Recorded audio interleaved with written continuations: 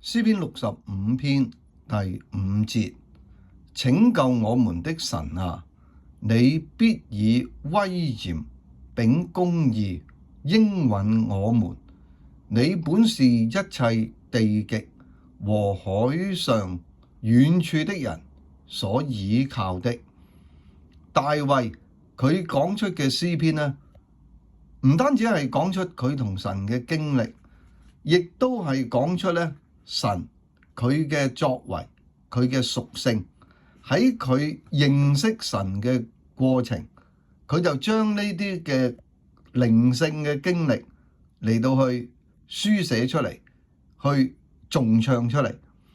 喺呢度咧，特別佢講到咧，神就係拯救我們的神。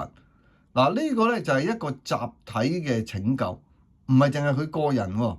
佢講出咧就係神係拯救眾人嘅神，包括佢。咁跟住咧呢度就話，你必以威嚴秉公義應允我們。喺呢個威嚴呢個字啊，其實就係神佢係配受敬畏嘅，佢嘅威嚴係讓佢值得世人去敬畏佢。咁另一方面咧，佢亦都係公義嘅神，佢能夠彰顯公義嘅作為，因為佢係全知全在全能嘅主，所以咧佢可以按照公義去應允我哋。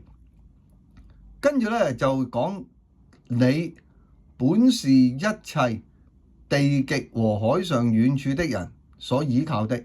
嗱，我哋睇到咧，神佢有一個超越時空嘅屬性，咁所以咧，神佢係突破咗時間空間嗰啲嘅限制，特別佢就係一切住喺遠處，咁啊，即係地極同埋海上遠處嘅人，咁所以呢度咧引申到咩？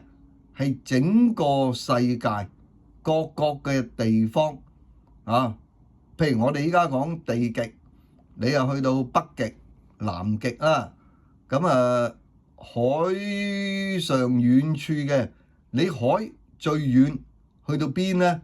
嚇，咁啊即係譬如你依家我哋喺香港，咁啊你可以去到世界各地喎，南極、北極啊，各大洲。咁呢個嘅重點喺邊咧？就係神佢係唔同嘅人，佢哋所倚靠的係我哋所倚靠佢嘅。